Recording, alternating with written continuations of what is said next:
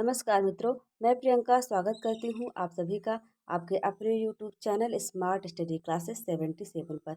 मित्रों, हमारे चैनल पर हिंदी, संस्कृत, संविधान, इतिहास, भूगोल, सामान्य अध्ययन, स्वतंत्रता आंदोलन, राज्य व्यवस्था, सामान्य विज्ञान एवं कंप्यूटर के साथ साथ एनटीए नेट जेआरएफ का टारगेट बैच 2022 का और करंट अफेयर की क्लासेस भी चल रहे हैं। यदि आपने अभी तक नहीं देखे हैं तो अवश्य जाकर के उन सभी वीडियोज़ को देखें। उसके अलावा हिंदी व्याकरण एवं साहित्य दोनों को मिलाकर हमने प्रैक्टिस सेट लगभग 16 प्रैक्टिस सेट दे दिया अपने चैनल पर। यदि आपने नहीं देखा तो आप जाकर के देख सकते हैं। यह आपकी आने वाली केंद्र की परीक्षा हो चाहे राज्य की परीक्षा हो, सभी में समान रूप से उपयोगी होगी। चलिए आइए हम पढ़ते हैं आज के प्रश्नों को। बहुत ही महत्वपूर्ण प्रश्न है ये। आपको बता रहा है यहाँ पर, अंग्रेज किस भाषा का शब्द है? फ्रांसीसी, फारसी, अरबी और अंग्रेजी, इनमें से कौन से भाषा से अंग्रेज शब्द की उत्पत्ति हुई है? तो यह हुई है फ्रांसीसी से। चलिए हम आगे बढ़ते हैं। अष्टचाप का जहाज किसे कहा जाता है? आप जानते हैं, गोविंद स्वामी को, कुंभनाथ को, सूरदास को या फिर रामानंद को। तो अष्टचाप का जहाज कहा जाता है किसको? सूरदास जी को। कलम का जादूगर किसे कहा जाता है? आपने पढ़ा होगा इसे। कलम का जादूगर सच्चिदानंद हिरण्यवासन कहा जाता है, राम वृक्ष बेनीपुरी को, जयशंकर प्रसाद को या फिर प्रेमचंद्र को। तो कलम का जादूगर कहा जाता है राम वृक्ष बेनीपुरी को। और कलम का सिपाही किसे कहा जाता है? आप हमारे कमेंट बॉक्स में कमेंट करके अवश्य बताइए। अंतर्वेदी के नाम से किस बोली को जाना जाता है? जी हाँ, आप बताइए। पहाड़ी को जाना जाता है, बुंदेली को, अवधी को या फिर ब्रज को। तो अंतर्वेदी के नाम से ब्रज भाषा को जाना जाता है। आपने इसे जरूर पढ़ा होगा। प्रगतिवाद उपयोगितावाद का दूसरा नाम है। यह कथन किसने कहा है? नंद दुलारे वाजपेयी ने कहा है, निराला ने कहा है, महादेवी ने कहा है या फिर अज्ञे ने कहा। तो यह कथन जो है आपके नंद दुलारे वाजपेयी जी का है। हिनीरस का आदि कवि किसे का माना जाता है? स्वयंभू को, पद्माकर को, भिखारीदास को या फिर दुष्देव को। तो हिनीरस का आदि कवि माना जाता है स्वयंभू को। हम आगे बढ़ते हैं और प्रश्नों को देखते जाते हैं। हिंदी का पहला सामाजिक उपन्यास कौन सा माना जाता है? हिंदी का पहला सामाजिक उपन्यास जो है वो हम वो नहीं, खोखले सिक्के, परीक्षा गुरु या फिर भागवती, कौन सा है? तो हिंदी का जो पहला मौलिक उपन्यास है वह तो परीक्षा गुरु माना जाता है, लेकिन जो भाग्यवती है वह पहला सामाजिक उपन्यास माना जाता है। केंद्रीय हिंदी संस्थान कहाँ है? आपको बताना है इसको। तो मथुरा में है, आगरा में है, वाराणसी में या फिर अहमदाबाद में है। तो केंद्रीय हिंदी संस्थान जो है वो आगरा में है। हम देखते जाते हैं। प्रत्येक प्रश्न आपके लिए अत्यंत ही महत्वपूर्ण साबित होंगे। आप देखिएगा आपकी परीक्षा में। केंद्रीय हिंदी निदेशालय की स्थापना कब हुई थी? जी हाँ मित्रों, केंद्रीय हिंदी निदेशालय की स्थापना कब हुई थी? 1885 में हुई थी, 1905 में हुई थी, 1947 में हुई थी या फिर 1960 में हुई थी। 1885 में आप जानते हैं क्या हुआ था? कांग्रेस का गठन हुआ, कांग्रेस पार्टी का गठन हुआ था।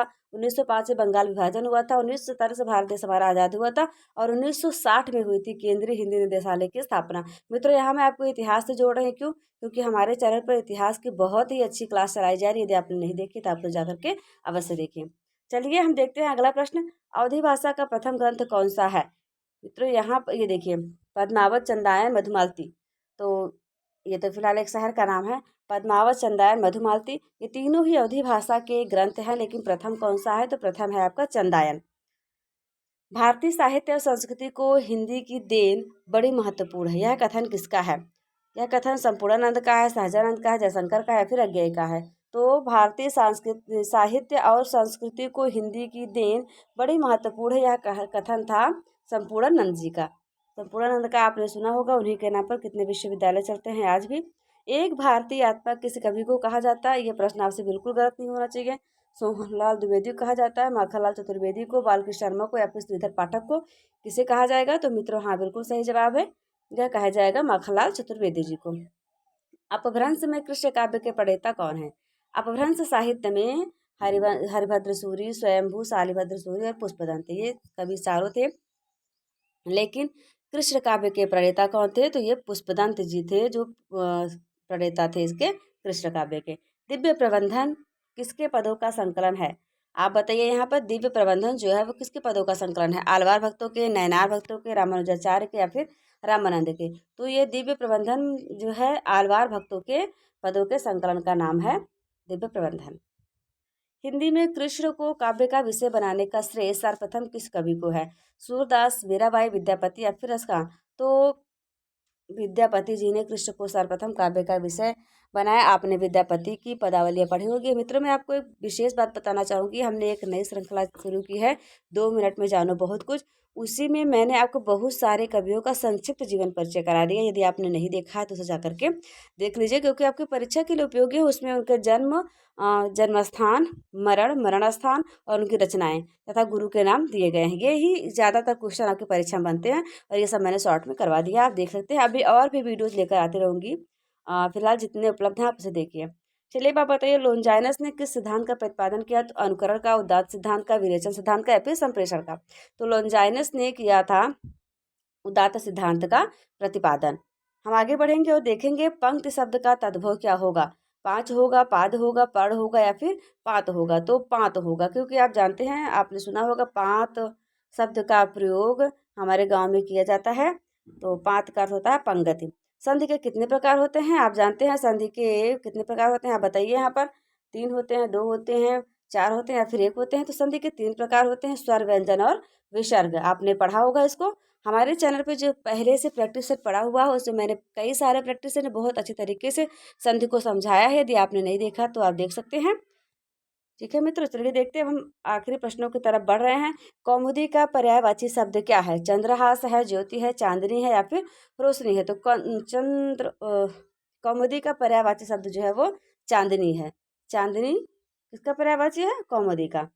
आधी रात को हिंदी में क्या कहते हैं? यानी एक शब्द में यदि कहना चाहें आधी रात को, तो कहा जाता है निशीथ कहेंगे, यामिनी कहेंगे, विभावरी कहेंगे या फिर सावरी कहेंगे?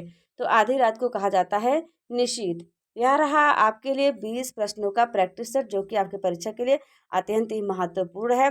इसके पहले के 16 प्रैक्टिस सेट हमारे चैनल पर, यदि आपने नहीं देखे हैं तो आप उसे जा करके अवश्य देखो। और यदि आप PDF को पाना चाहते हैं तो उसके लिए आपको हमारा टेलीग्राम चैनल ज्वाइन करना पड़ेगा, जो आपको मिल जाएगा टेलीग्राम में, स्मार्ट स्टडी क्लासेस 77 के नाम से। वहाँ पर सभी क्लासों की PDF आपके लिए मौजूद है।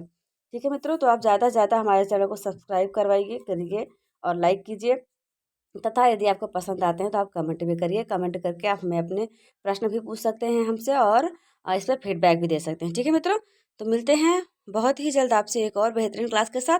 तब तक स्वस्थ रहिए, मस्त रहिए, अपना और अपनों का ख्याल रखिए। जय हिंद, जय भारत।